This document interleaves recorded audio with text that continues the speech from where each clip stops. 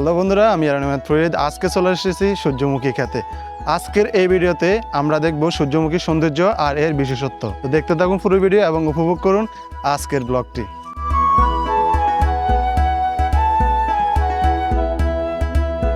দেখতে পাচ্ছেন এই ক্ষেতটা পুরোপুরি সূর্যমুখী ফুল ভর্তি। সূর্যমুখী ফুলগুলো ঠিক যেন সূর্যের দিকে মাথা তুলে থাকে, তাই এই ফুলের নাম সূর্যমুখী ফুল।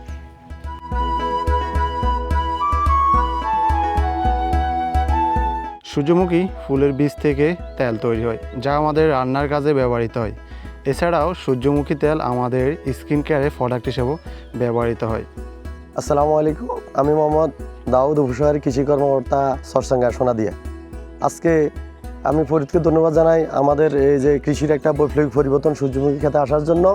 এই সূর্যমুখী ফুল আমাদের জন্য একটা আশীর্বাদ। এটা মেঘনার অববাহিকায় লবণাক্ত বেল্টে এটা চাষাবাদের যথেষ্ট সুযোগ রয়েছে।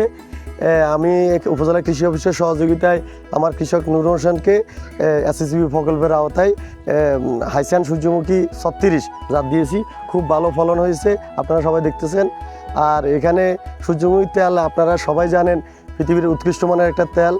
বাজারে স্বভাবজাতভাবে আমরা যে সয়াবিন পাই, এই সয়াবিনের প্রকৃত সয়াবিনের কোনো অস্তিত্ব নাই, কিন্তু সূর্যমুখী তেল আমাদের স্বাস্থ্যগুণ অনেক ভালো। এই জন্য আমি হাতিয়া উপজেলা সহ সারা বাংলাদেশের সকলকে আহ্বান জানাবো তেল জাতীয় ফসল হিসাবে সূর্যমুখী, সরিষা, সয়াবিন এই ধরনের ফসলে চাষাবাদে আহ্বান জানাচ্ছি।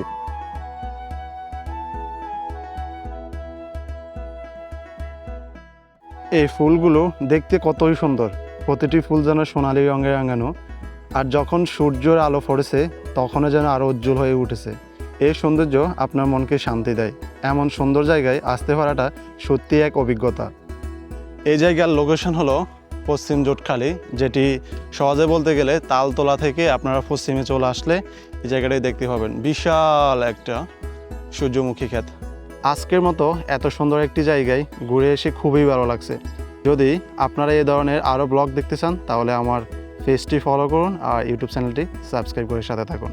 দেখা হবে অন্য কোনো ভিডিওতে, অন্য কোনো ব্লগে। আল্লাহ হাফেজ।